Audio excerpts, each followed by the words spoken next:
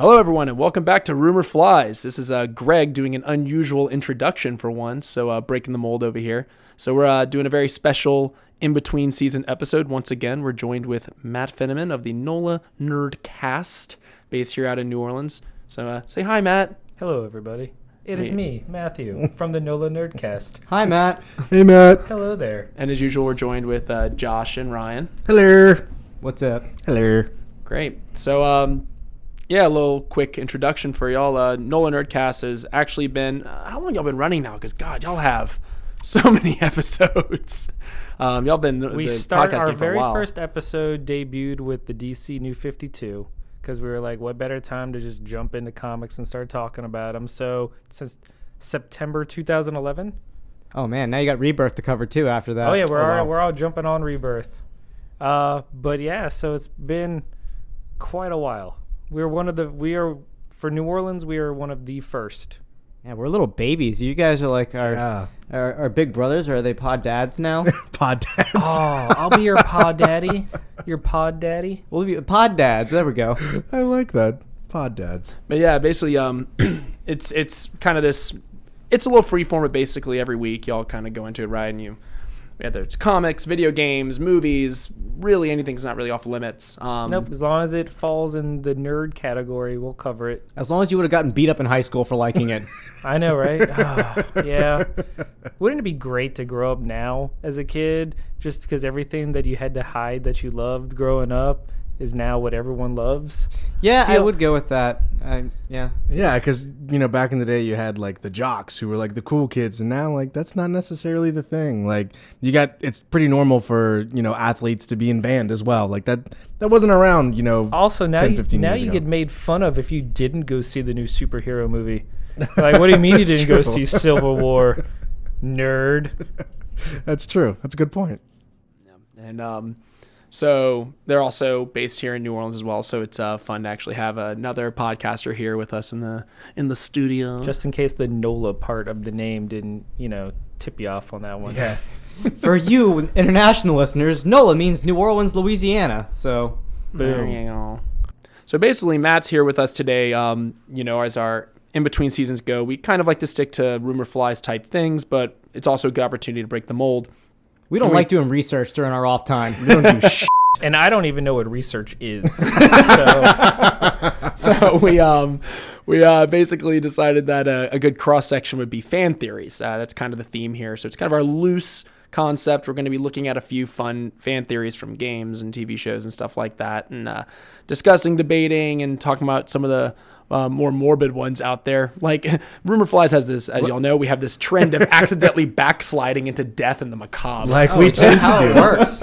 We was like, oh, let's do drugs. Oh, here's some death tolls. Like, oh, we're talking about alcohol. Here's some death tolls. Here's This one's food, death undoubtedly going to tolls. slide into it as well. But, it's going to be fun because, we didn't, like I said, we didn't have to do research or anything like that.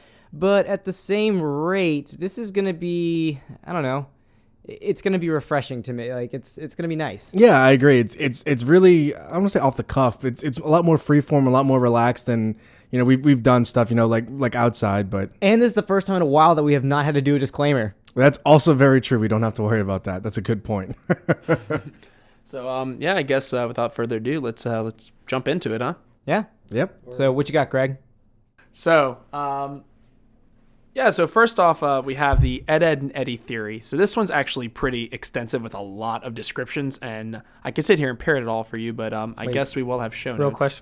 Real quick. What's Ed and Eddy? Yeah, I was gonna say, let people know what Ed and That Eddy is a very good point. Let me back up again. Thank you, Matt. We're on the same wavelength. Edward, and Eddy. Is that like a lesser good Doug?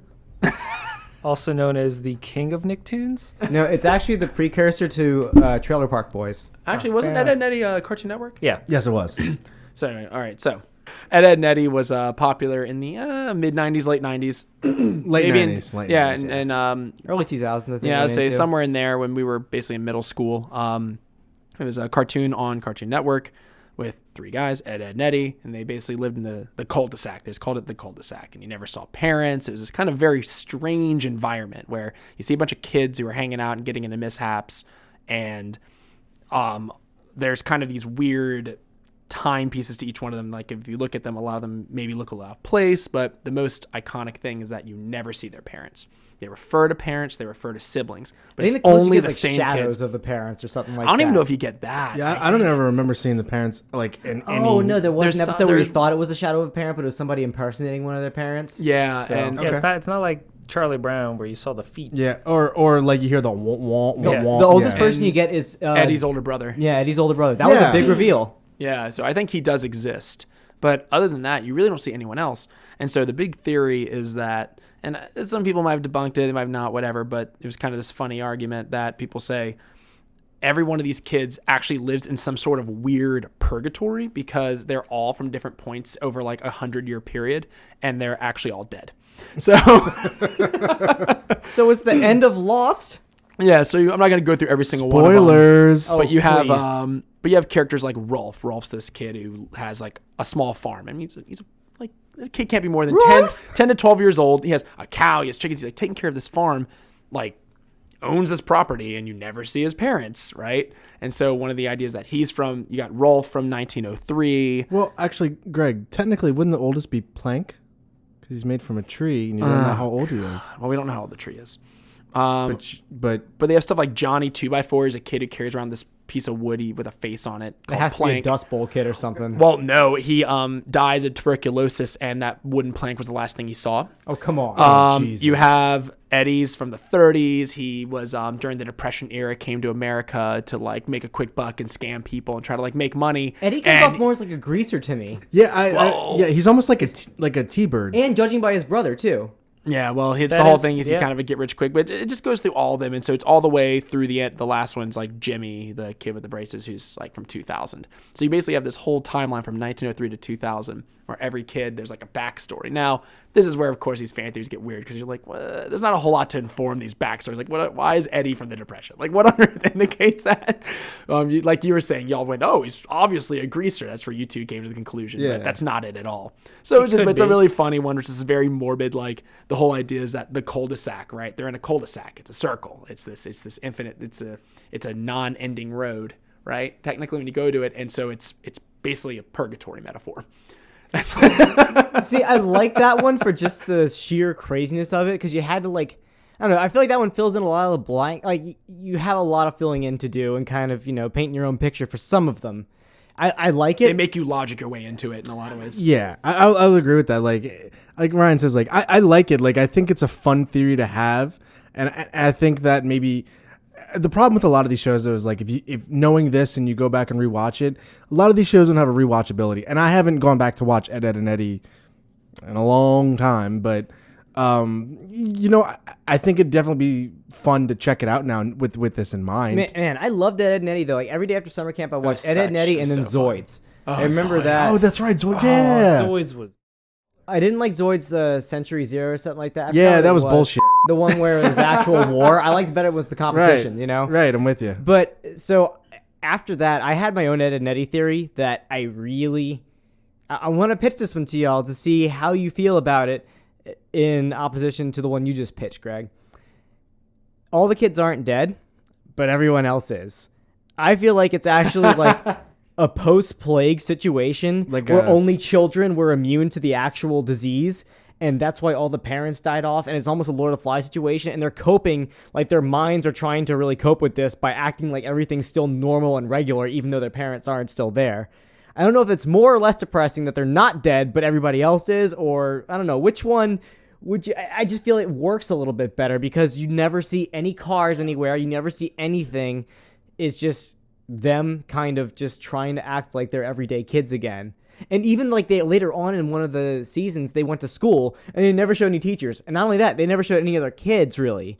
Well, I mean, I think my whole issue with that theory is how are these kids maintaining to provide for themselves? And I'm coming at this, I know, completely logically, which is not how you want to do it with these fan theories, but at least with Greg's theory, when you don't see them eating and sleeping and, you know, all those other like I hadn't everyday thought about that, activities. actually. Well, I mean, you don't have to worry about, you know, their parents not being there, or you don't have to really worry about any of that because they're dead. So it's not really relevant. But in your theory, then they have to provide for themselves. There's no set timeline, really. You never see them eating. They could figure it out for themselves, maybe. What do you think, Matt? Yeah. How would you weigh in on this? Oh. If you had to pick a camp or Oh, propose a new one. I'm in the pro-Greg camp. I think that they're For once. they're ones. But they built a jawbreaker economy in that thing. Like, Except from a currency. But you forget one of the key factors of that theory is that they're the only ones. They all have discolored skin and tongues, Yeah, it does which say they they're equate all to like green and blue corpses. tongues, yeah. And the only ones that have normal ones are the three sisters that torment them, and they're supposed to be the demons. That's in a good purgatory. point. it could be side effects of the plague or like this nuclear fallout, because one of the sisters in a very slow motion scene, I think Nat's her name. No, that's It doesn't matter. Naz the the, one they the all red like. the redheaded one. Yeah. They showed her eyes once, and it turns out she has 3 eyes. So it could have she's been a a demon. mutative thing. The I mean, to be fair, that's true, but I'm going with the purgatory one because even going to the brother, it's the only time they ever leave the quote unquote cul-de-sac, and it's to visit his brother. And so they're I like, they're forgot visiting about him that in episode. hell because he also has the same like skin and tongue thing going on. Take that, Ryan. To give you an Oh, idea man. of the level of detail they go into, I'm gonna read you one very short bit. Ed and Sarah. Now who's That's I was gonna say. So it's single D Ed, and Sarah. So it's they're two characters. And it's Ed and Sarah. They're in the 40s, I believe. And their father died fighting in World War II, and as a result, their mom sort of became disconnected, aloof, and distant. Sarah picked up a bossy attitude and persona, trying to fill in for the roles their parents had previously left in their lives. That person made a typo. Ed had a bit of a different coping mechanism. He shut the world out and delved into nerdy things like comic books and monster movies in order to escape an unhappy life. They both died in a freak car accident in 1953, then No. joined the past kids in purgatory. No, I was going to say we should build our own theories around how people died, because that was going to be mine for Eddie and his brother. Single D Ed was the unibrow one who's kind of an idiot. Yeah. No, they have theories for how all of them died. Mine for Eddie, like I haven't read that part. Like we're still for going by the Eddie? format if we try not to research everybody else's if possible. Oh, yeah, that's true. But I think the research that what I'm putting through in my head is that Eddie obviously looks up to his brother in the afterlife. If that's the case we're going with, I'm willing to suspend my little theory just to go with this You're one. Okay. such a brave soul, Ryan. He's a real giver. Yeah, okay. But it's as long as I can make it worse than it was before. I feel like what happened was Eddie was getting a ride from his brother who just got in his new cruiser, because I'm still going with him being a greaser. I like it. He's got the Smash Mouth bowling shirt and everything. Like he's risque magazines. His brother was like, hey, Ed, jump in the ride. Hey, Eddie, let's jump in the ride. Let's go. He's like, yeah, sure, bro. Afterwards, Do it for Johnny. they're swerving. They go too fast. He's like, hey, Eddie, you want to see how fast I can go? I was like, yeah, bro, I'll do it. It's like, all They right, hit Dead Man's Curve. strap your seatbelt. Just floors it. They swerve, hit a guardrail. Eddie flies out of the window because he didn't strap his seatbelt.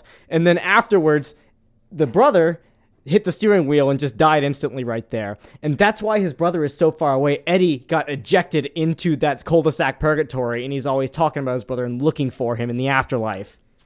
You put a lot of theory into this, right? Spooky, scary, You know why he was wearing like a Smash Mouth shirt? Because he's been walking on the sun? Because he's in hell and it's like he's walking on the sun. That's pretty good. You can't talk about car wrecks in front of me. I'm kind of triggered. Oh, man. I don't get it.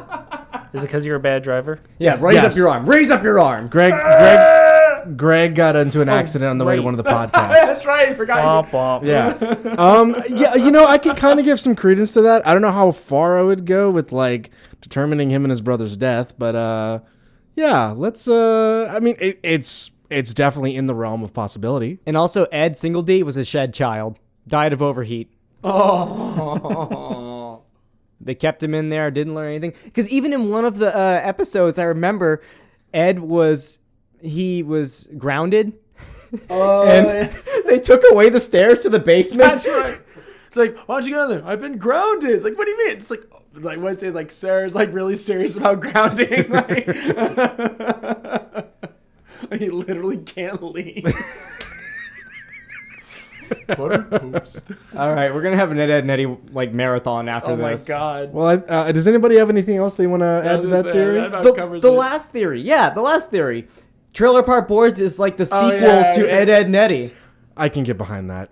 But so Bubbles is Ed? Bubbles is clearly Double D. Yeah, Bubbles is Double D. Oh, Double D, right, Yeah. right. No, Yeah. no question. Double Chicken D. fingers for Ed. Yeah. Now he's got red hair. Yeah, that's right. That's actually a good point. That's a good point. Okay. Well, Matt, you have anything else? Ryan, Greg? Okay. Matt, let's bring on your theory, man. Let's see what you got. Did you know there are so many different Pokemon theories? I'm not surprised. So many. I mean, think about this though. Like, how long has Pokemon been around? I mean, they've got to formulate something. Let me ask you a question. What are there more of? Pokemon or theories about Pokemon? Are we talking individual Pokemon? Riddle me this. One of the ones I like is the whole what's the name? Caterpie and what's it? Venonat got mixed up. Yeah. Because I mean that I can't imagine that. That's less a theory and more the developers don't want to admit they were wrong, I bet, because Butterfree is literally Venonat with wings, and Metapod is Venomoth with like the same horn structure and everything. It's silly to even assume that wasn't the case. They're like cousins dangereux. Yeah, they're just, it's just, Japan, they're all about honor, and they could not admit that mistake. They're like, nah, that was intentional. We at Rumor Flies do not endorse these as stereotypes, unlike NOLAnerdcast. It's true. I would like to say Chris ever. from NOLAnerdcast is a horrible person, and he rubs off on us. But yeah, so there's a lot. Like, there are a lot of like smaller theories, and then there's the one big theory that people like to bandy about. Which one should I jump into first? Go into the grand Poke theory. Okay, the one that Pokemon, at least the originals, take place in a post-war, like there was a giant war that ravaged the countryside. Oh yeah, like a world war. Yes, okay, like a world war. And it explains why there are not very many adult males in the game, and the ones that are either tied into organized crime or the military. Everyone else is either an old person, a young child, or a lady. Even in the TV series too, it's kind of like that. And that's what I was thinking of. What is it? Lieutenant Surge was the only one. Well, and he even mentions, like, my electric Pokemon, saved me during the war. He directly references, and I think that one line is what really kickstarted all of that theory. That sparked it. Yeah, it was the fuel to the fire. And so between that and the fact that not all, there are some, but the majority of able-bodied men are missing from the game has fueled that this is not a post-apocalyptic, but just a post-terrible World War society that they're living in. And now that's why kids from a young age are trained to battle. And a lot of Japan's, a lot of their art and culture, a lot of it's based around stuff after World War II. I mean, look how many animes and movies and shows. Everything's about pacifism. I mean, you got a bunch of little like Michael Vicks running around fighting their best friends against other kids' other best friends. That's the reference we go with, all right? Yeah, I mean, that's what's happening. You know what? There's a theory that actually removes the stigma of the cockfighting like aspect of Pokemon, and that is Pokemon are actually creatures of light that convert energy into matter. And that's why when you look at the concept art and what's inside a Pokeball, it looks like it's a lot of mirrors. Okay. And so it actually, when it captures them, that's why they turn into that energy and they just bounce around the Pokeball and they convert that into convert it into matter when they rematerialize. And that's why you can't capture humans or passed out Pokemon with them because they're not conscious to do the conversion. But even if they are made of that, if they're still like living creatures, put them to work. Who knows? They just are taking the aspect of it, and it also helps explain evolution. They get enough experience, they build up enough energy, there's an explosion of conversion, and they take on a new form. See, the thing that I heard was that it was... I heard the war one, but I also saw something about it being a nuclear war, and that's why you have all these different mutations of each other, and they're just like regular animals that have been mutated. That's why you also have like a fucking Sprocket that ends up being like completely alive and like with eyeballs and everything. And see, that is the one theory that I used to really like, but future games like debunk that by giving their own history, where Pokemon existed thousands and thousands of years ago, and there's a Pokemon god that created the world. Yeah, so that true. one kind of Pokemon debunked their own theory with that one. That's why a lot of people are reverting back to just the regular type of war scenario. Okay, I can deal with that. I can get behind that. I mean, because you got to think like throughout history that when war comes, I mean, as soon as it's over, and over is a very subjective term, but I mean, yeah, there's a huge decrease in the amount of able-bodied men or older people that aren't teenagers that weren't fighting in the war.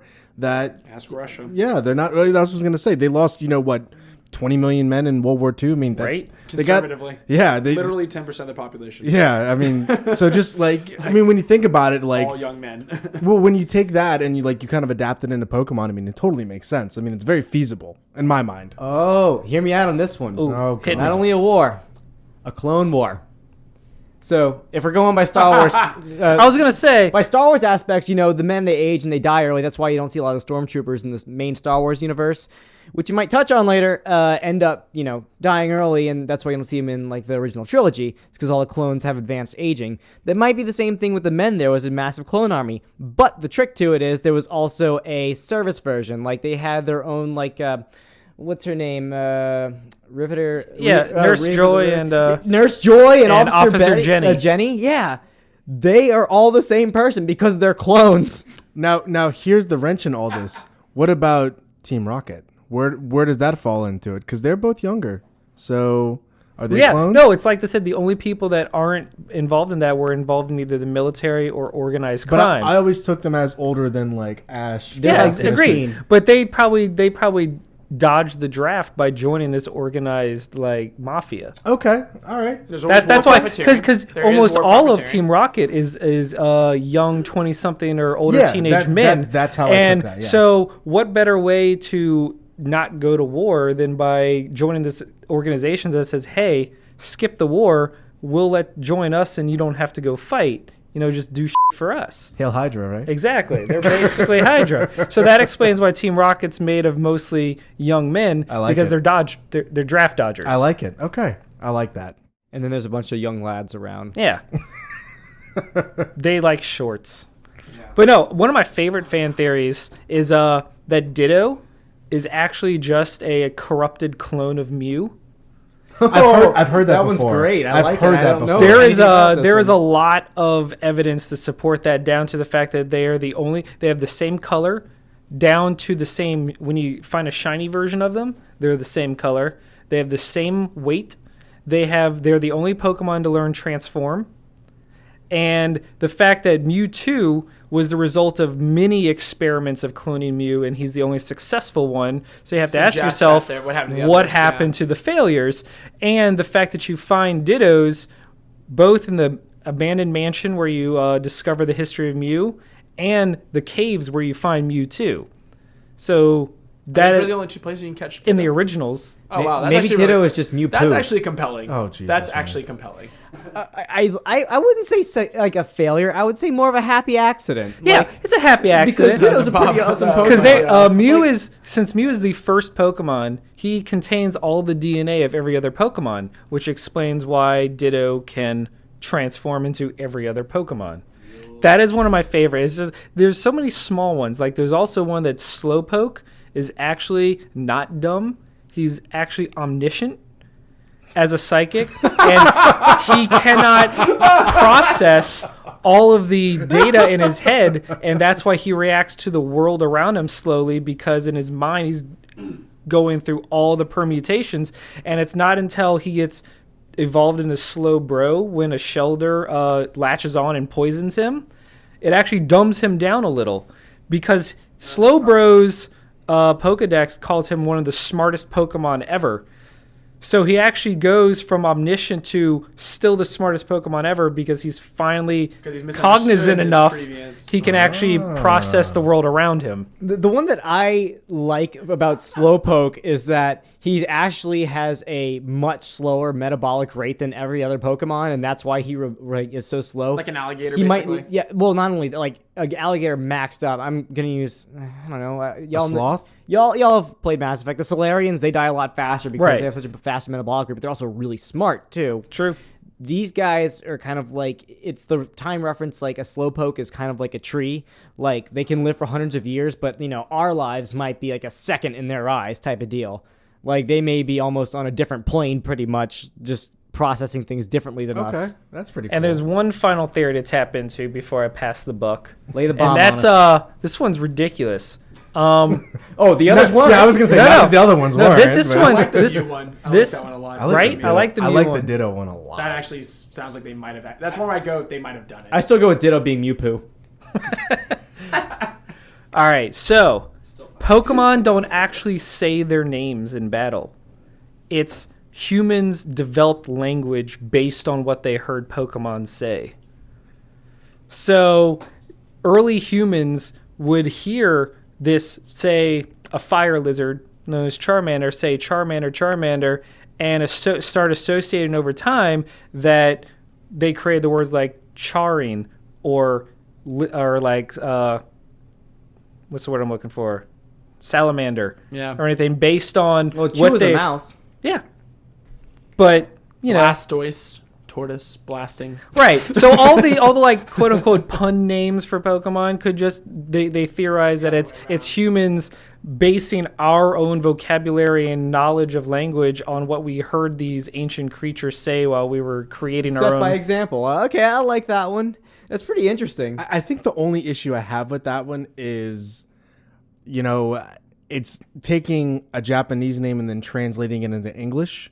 So I think that's kind of the issue run into right there. Well, not all of them are the same. Like Raichu, not literally, but it is a kind of compound word in Japanese for lightning mouse. Right. So- So like that, but that's my point is like, I think like that maybe has more to do with it than like a battle cry. Well, see, now you're associated with Earth theory, like Earth logic. I'm In the sorry. Pokemon I world, apologize.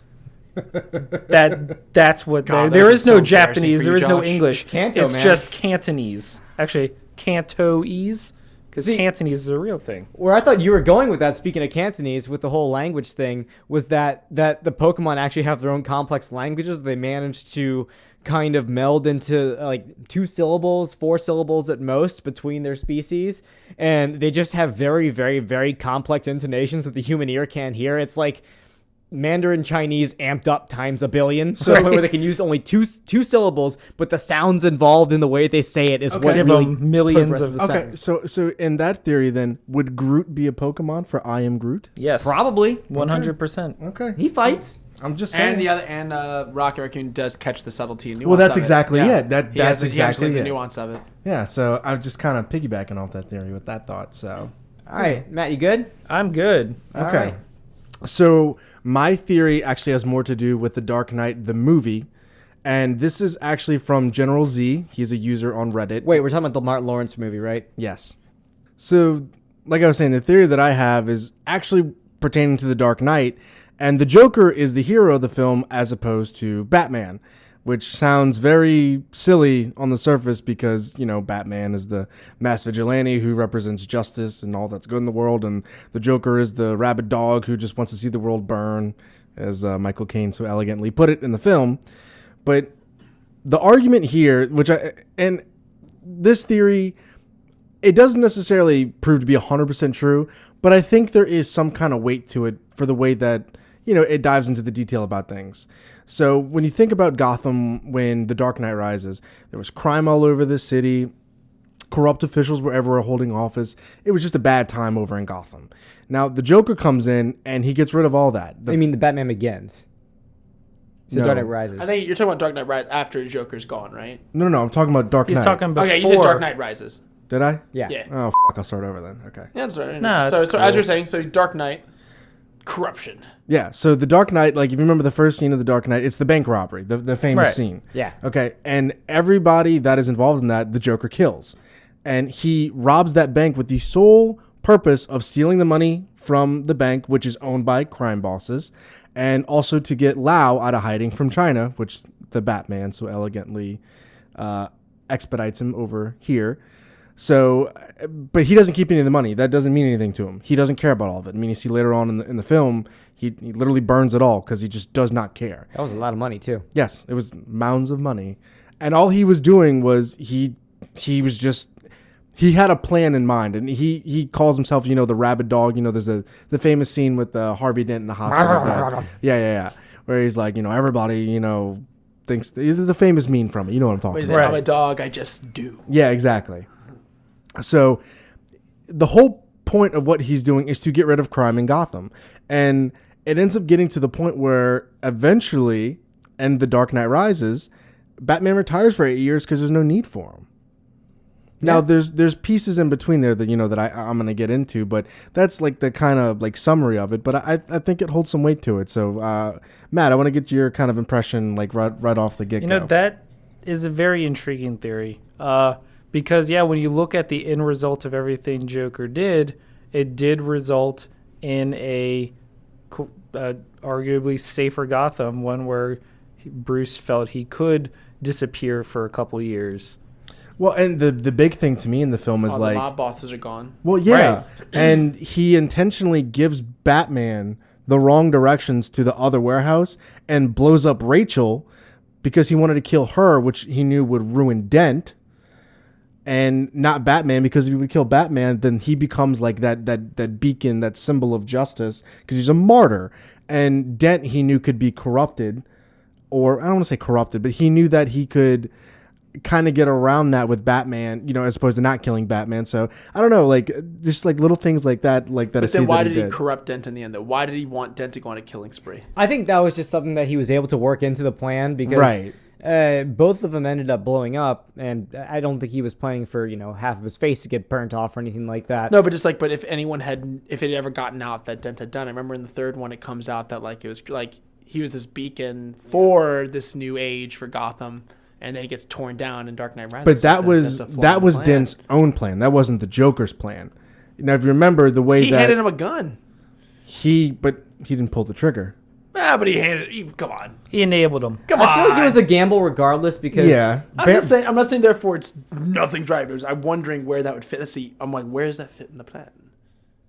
Oh, Joker's in jail. You can ask him. But I guess it almost kind of fits in with like the whole Walter White thing. Josh is wearing a Breaking Bad shirt right now, so that kind of reminded me of it. Really, at the end of Breaking Bad, you know what? At this point, spoilers. Yeah, it was. When did it end? Like 2013. It's been 3 years. Yeah. If you haven't finished Breaking Bad yet, fast forward like literally a minute. Okay, so Walter White ended up being the best thing for Albuquerque because he literally wiped out the entire meth industry, ending with him. Okay. Like, everything was done with after him. He wiped out every supplier, whether intentionally or not. Towards the end of it, there's no good meth anywhere afterwards. So it's kind of like that deal where the Joker kind of wiped the streets, and then he became kind of the only subject for Batman to really focus on at that point. And off of that, afterwards, criminals are probably like, so we have the option of, if we try to get a little bit rowdy and, pull something off, either the Joker's going to rip us off or kill us, or Batman's going to come after our asses. So it was kind of like you had this twofold approach where it was kind of curbing crime by either the guy that's worse than you is going to get you, or the guy that's incorruptible is going to get you. Well, and that's one of the things it was the damned if you do, damned if you don't scenario. And that was one of the things that I liked about this theory is that the Joker actually had plans to put Gordon into place to be the commissioner because he knew that eventual Commissioner Gordon was incorruptible. Right.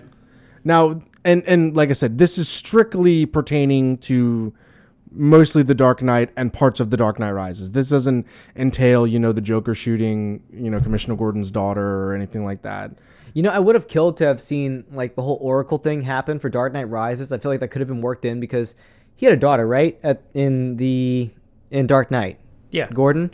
And 8 years passed. It could have been to the point where she could have ended up being like one of those. That's a good point. She could have been Oracle. Yeah, that's like they could have worked her into that. I know that she couldn't have been Batgirl at that point, at being however young she was in The Dark Knight, but she definitely could have had that role at least. I still like Dark Knight Rises. Everybody kind of. I enjoyed it. A lot of people don't like it, but that's only because it had so much to like follow. Dark Knight is the only thing I didn't like was that the first two, they're absurd, but like they're kind of grounded.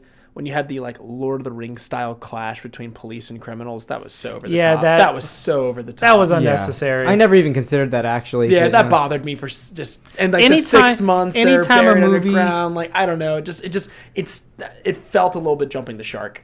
Anytime a movie does that, that's not a giant epic fantasy battle or a sci-fi Yeah. battle where two sides are standing the collision. and then they're like, "Ah," and they run and they clash, and I'm like, if this isn't with swords and shields or laser really guns work. and mechs, then this is just silly. And also, if you're coming from the criminal standpoint, really, it's not like you're standing for much. Most of the ones that end up in that prison, it's not like they were all in the same organized crime syndicate or anything like that. Most of them will be like, well, this, I'm It's the leaving. whole, I don't the give a whole shit. 6 months they controlled this. It just kind of got a little. I was like, this is getting a little off the rails, but it was still a great movie. If I And was you're a right, criminal Dark that- Knight's hard to follow up. If I was a criminal that got out of jail, the last thing I want to be doing is going up against cops again. and like, managing a city. Well, look at it this way though. Like, how many times in history have you had like a great second movie and a even better third installment of the franchise? The only one I can think of Toy is Toy Story. Story. Boom. I mean, Return of the Jedi even suffered.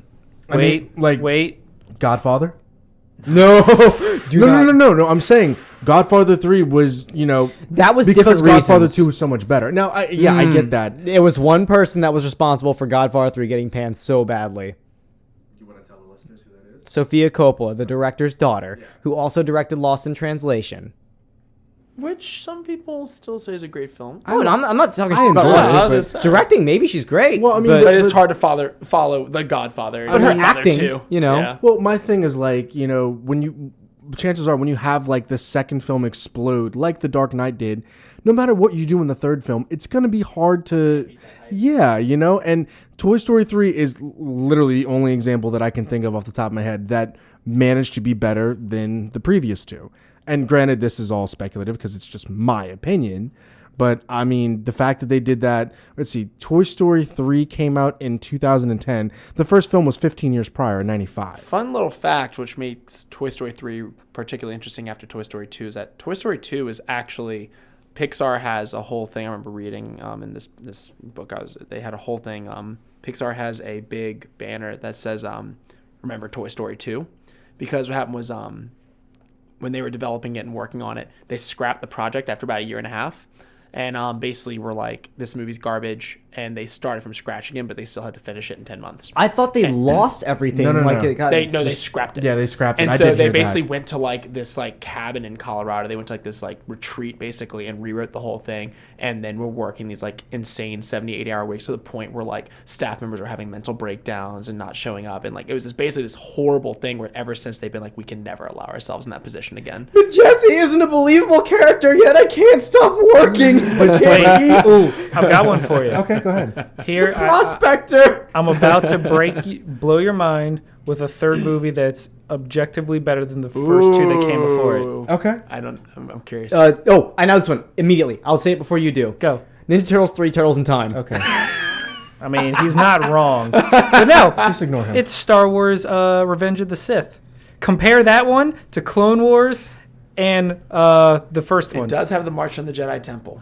I'm just saying, it's still not a good movie, but it is better than the two that I don't came count that as before the it. third one, though. That's like saying, though, it's like saying, okay, Georgia's like, I don't know what to do. I don't know what to give him. We're just going to have to start killing kids. By the way, this is a kid's movie. Like, I have a thing about episode 3. Saying it Who is doesn't? the... I don't know. I really have no comparison for it because usually that's my bottom of the barrel. But I really want to say it's like saying it is the best of the worst. I hate the sand. Well, I guess I should probably phrase it better as in, like, the third movie of the franchise. That's a good point, Matt. But if you're going on a technicality... That's better. If you're going on a technicality, yeah, that is right, Matt. But I guess I meant to say... I know. the I would third also film in the then franchise. argue Born Ultimatum I enjoyed significantly more than both Born Identity and Born that's Supremacy. a very good point. Okay, I can actually get behind that. That's a series that I really wanted to keep up with, but just there was so I'm super much. hyped for Wasn't the there new one. huge gaps between each one? That's yeah. And I remember seeing the Born It Supremacy. was 2 years. Was it? Because your for standard. some reason I remember seeing Born Supremacy and feeling like I had seen the Identity so long ago I couldn't even remember what happened. Oh, you were so much younger. That might have been it. That's honestly a fair point. This might be a technicality, but we have a recent third movie that was better than all the others.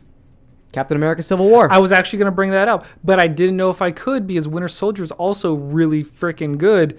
But I personally think Civil War is a better Part 3. I still than the haven't seen previous Civil ones. War yet. I don't care if And a it's lot spoiled- of people argue Iron Man 3 was better than 1 and 2. Oh, I heard Iron Man disagree 3 with just that. shit I the bed. disagree because I hated Iron Man 3. Yeah, I didn't think But it was the people I liked half it, but I don't think it's the better NOLA than the first. Nerdcast hate on me because they freaking adore Iron Man 3 and they're like, What do you're they like wrong. so much about it?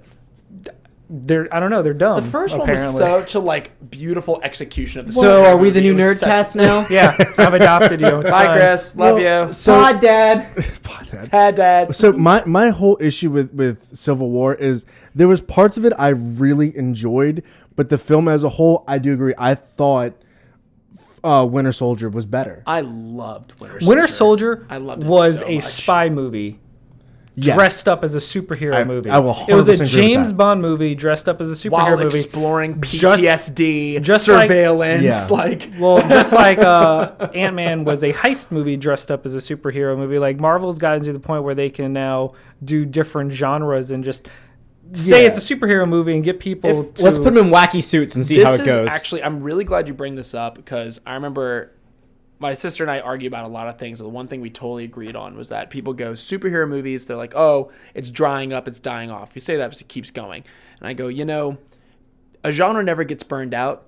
We endured 30 years of the American Western, and it's because you adapt the story to the format. I agree with And that. that is, I think That's what's think happening. that, and it's superhero movies. It's not always epic clashes. Like look at Thor. Yeah. I didn't like the first Thor very much. But Thor that was- movie was not an action movie. It was not. at all. But see, you get into the issue of marketing and advertising versus your true product. But to your point about just westerns in general, I mean, think about all the great westerns we had. With Charles Bronson, John Wayne, Clint Eastwood. But then think about all of a sudden, was it I'm a 90? big fan of Adam Sandler's. Think about, was it 91? Unforgiven. I mean, that was so different than anything else in the previous 10 years. you could but it argue was No a Country great for film. Old Men is kind of a western. But to me, yeah, it's that's got a that stretch. aesthetic, though. But It's got that aesthetic. But it does have that aesthetic, yes. There's genre versus backdrop. Right. and superhero movies are definitely a backdrop. Yeah, I would say that. That's how I felt about sci-fi up until recently. I will agree with that. Okay. Yeah. So about that theory. Yeah. I mean that's pretty much it. I don't want to keep going too long, but like one of the last things I'll say is like part of what the Joker sets to prove out is, if you remember in The Dark Knight, he gives the people the bomb like on the two boats that are trying to escape, yeah. and the whole point of him doing that was to prove that people are still good, and that it's not all doom and gloom, death and destruction kind of thing. But he'll kill him anyway. But you don't necessarily know that he had bombs. Yeah, that's true. Well, didn't he try to push the button and someone had to? What didn't he try to? Yeah, blow he both tried up? to blow it up himself. And it That could didn't have just work been or for something. theatrics. Oh, Yeah. no, he didn't. That was for That was- Batman's benefit. Yeah. I That mean, was to keep the persona going. yeah, so like it was all part of his plan just to show that people are still good. Give Batman something to play for. And like I said, like there's parts of it that like it's kind of a stretch, but overall the theory It's a strong. it holds some weight. And It for a really character does. who's such a psychopath, it's not beyond the realm possibility that he has a twisted way of trying to make the world better. What kind of preserves the theory, too, is the fact that universe's Joker is, by all intents and purposes, an enigma. Like, it is... He's a person... No, where no, you no, know no, nothing- we're talking about the Joker, not the Riddler. Stop it. Oh, ha. Oh, whoops. Okay, that was a bad terminology. He is a complete mystery. You will literally never get... If they do this, I will just disown that entire series. If they ever give anything else away about the Joker than they did in The Dark Knight, because he is the perfect villain, because there's no knowing him. He is an unknown force, and that's what made him so, like, scary and also powerful, is because there wasn't a lot behind him. Bane, you got some backstory. What is it? Ra's al Immovable Ghul, object against an unstoppable stream. Is that what he said? Something Yeah, like that. something like that. an immovable object meets an unstoppable force. That's what it is. Yeah. Yeah. And he's like, this is what happens, and it's just like, oh, you don't know what it is. You just know it's there. The thing that I've always found interesting about Batman in general was, and just to show my Disney fanboy, side of me, Syndicate, or what was it? The bad guy from The Incredibles. Syndrome. Like Jason Lee. Yeah, all he was basically was just Batman, but for the wrong reasons. I mean, he bought all this stuff to become a superhero, and his plans were to sell it and make superheroes obsolete. And it's just funny how you have that dynamic that just, kind of parallels each other at a certain point, and then it just vastly just deter from one another. Fun fact, the line where he says to Mr. Incredible, "You're 15 years too late." Incredibles 2 is going to come out 15 years after Incredibles 1. Nice. And I'm just like, oh, that's some nice synergy there. I think The Incredibles is one of the best superhero movies. High five. This guy gets it. Yeah. It's fun. It's great. And I'm looking forward to the next one. Well, because it came out before superhero movies as we know existed. It was still in the realm of Fantastic Four. And we were like, when we were still getting like superhero movies as opposed to the golden age we now entered in directly after that. For a couple of years, Incredibles was objectively one of the best superhero movies ever made. And it still holds up to this day. I mean, especially for a team movie. It was the only one with a team. Everyone, the other, X-Men, but they had their hits and misses. Yeah, they have their issues. But like for the most part of that time, the biggest movies were the solo ones, Spider-Man, and at that time, Blade. Were like the two big superhero movies, but they were solo ones. And even X-Men was pretty much the Wolverine movie with supporting cast. Well, I mean, the thing for me is like before The Incredibles, the best superhero movie, like in my opinion, and I really enjoyed, Spider-Man. I like Spawn. I thought that was a really interesting take on the superhero genre, and and you can kind of see how they've kind of molded to that at parts in these different films. That was one of the first anti-hero movies. Yeah. But it was, well, I mean, not ever. I mean, in the superhero genre. More recent times. Okay, I'll give you that. But but just The Incredibles, like everything it did, like you had a strong dad, you had a strong mom, you had their kids, who were great and had their own supporting roles, like. It was just great, and it was a great time for superhero movies and family movies, and it kind of encompassed everything. I mean, and my Pixar blood is bleeding through the microphone right now. And the explosion of Michael Giacchino on the scene. Pretty sure The Incredibles was his. I think it was his big break with that. Yeah, it was. Yeah, and and that also paved the way to a lot of other things down the line. Brad Bird was amazing. But all that in a nutshell, that's why I like Batman. Yeah. So we're ready to pick this train up and put it back on the rails, like. Tangent over. We have to walk about 5 miles back to the rails. And I will. So to round this off tonight, I'm going to go with a theory that has pretty much been debunked for the most part, but it's so good that I just have to mention it. And we had already talked a little bit of shit about the original, the prequel trilogy to Star Wars. The real trilogy? The original trilogy, right before. The only trilogy that actually matters. Our trilogy. Whether you like it or not, that's our trilogy. That is not our trilogy. New trilogy is best trilogy. You're not my friend, guy. I'm not your guy. You're not my guy, buddy.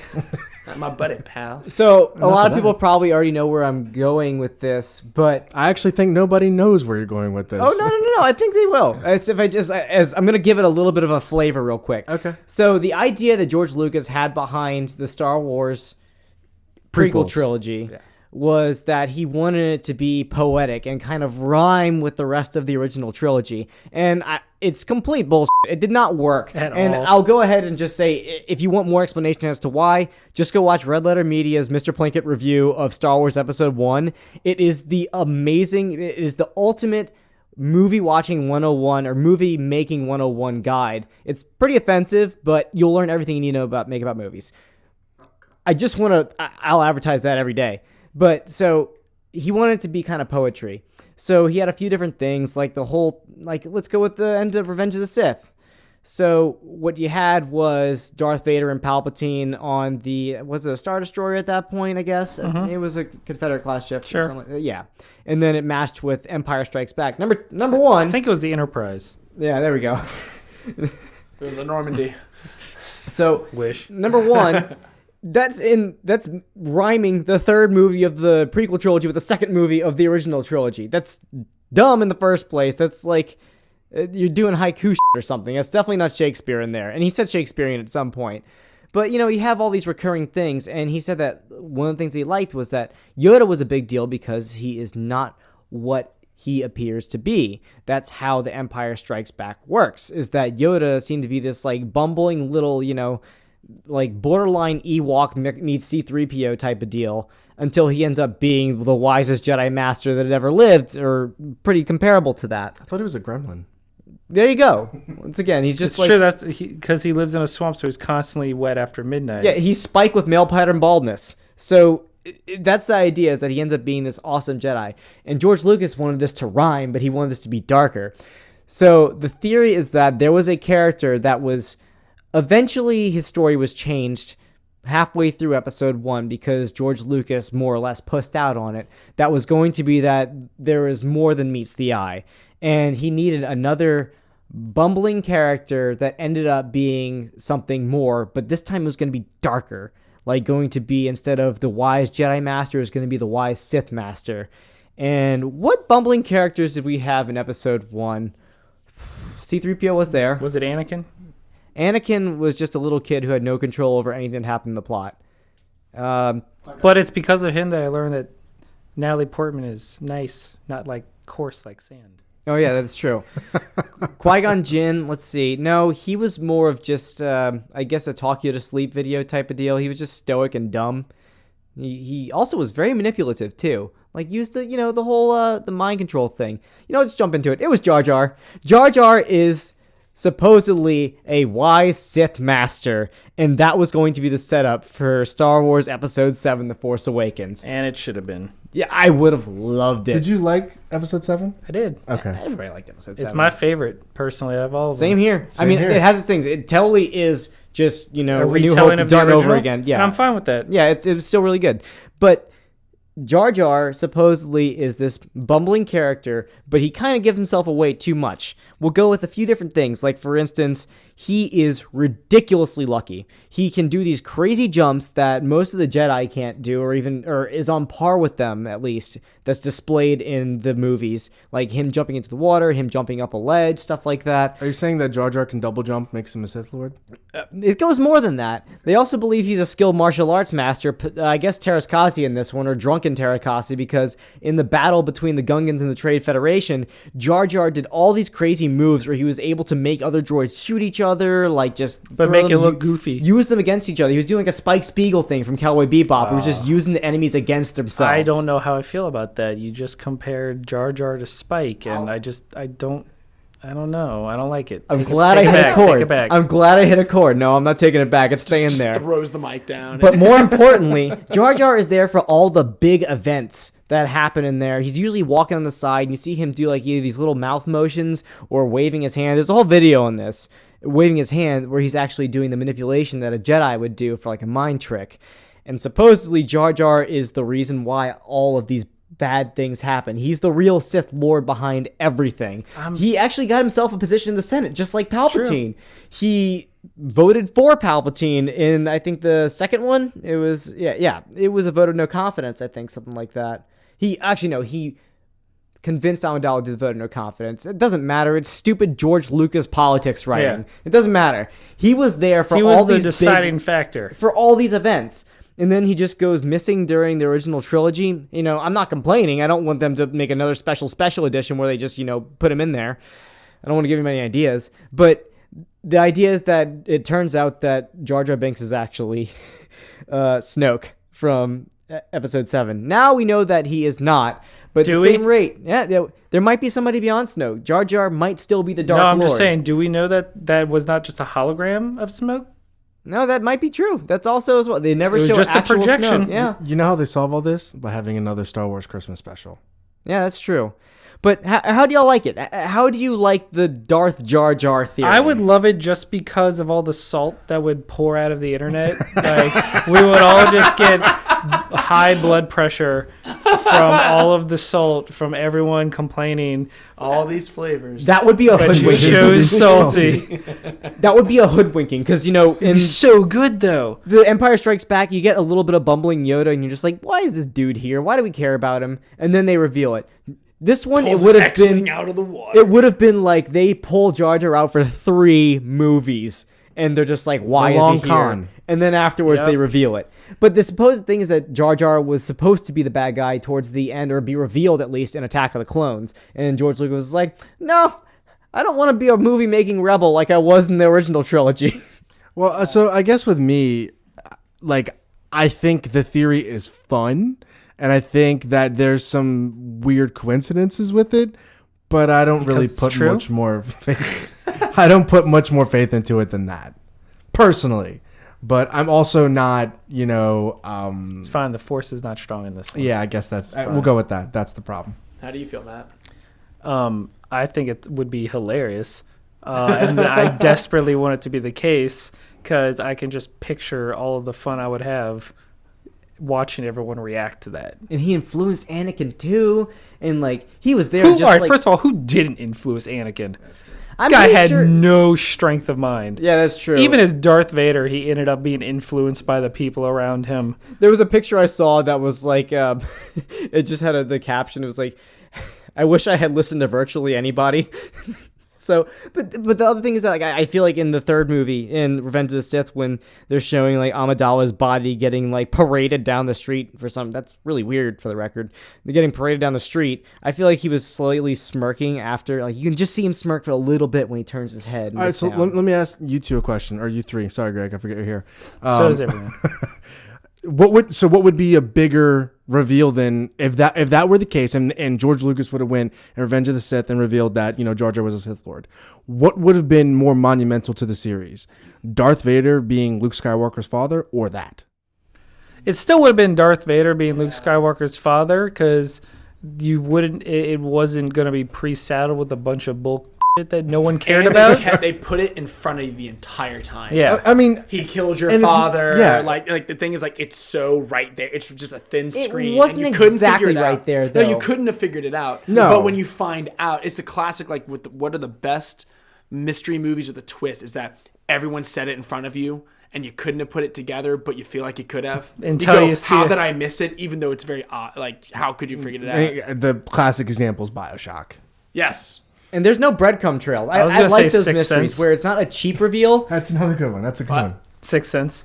It's another Yeah, one where it's you're a like, great example. I like those where it's not a cheap reveal, but at the same time, they're not like, giving that little breadcrumb trail where it's just like, if you pick it up enough, you can be like, oh. Yeah, versus Jar Jar, there's like, That was no made- one treats him as something significant. So it doesn't like have quite the compelling angle. Yeah.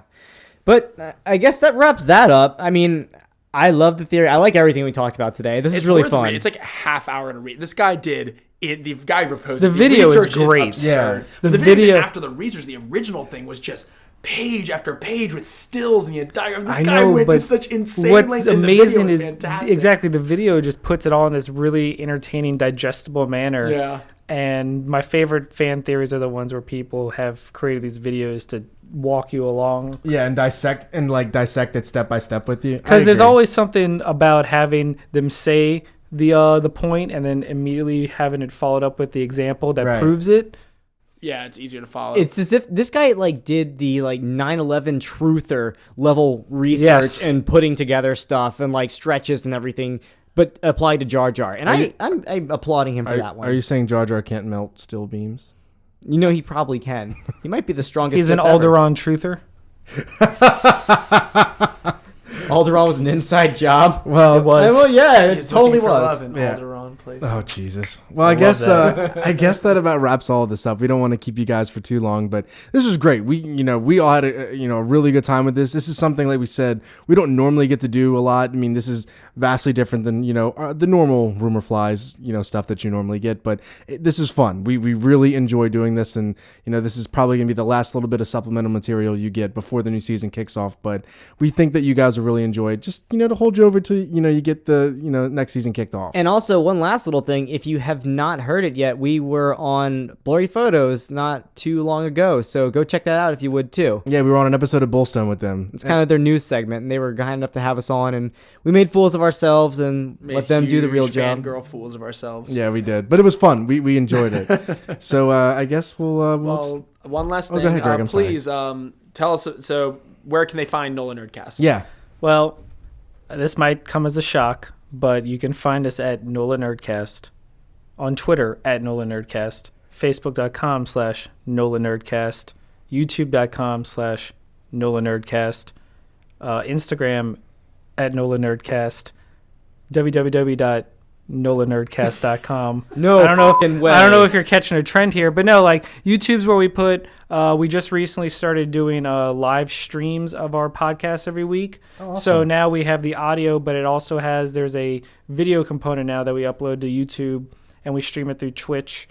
So we can have also comments. Twitch your games sometimes too. We If they also follow you on Twitch stream Twitter, our I know a lot games, of times I see exactly. y'all, Yeah, we can't do it. We get banned for nudity. Is your Twitch stream at NOLAnerdcast? It sure God, is. I nailed it. I know. No, you Nailed see, it. we got rumorfliespodcast.com. We had rumor flies for everything except for the actual website. Yeah, that's okay. Greg blew that one.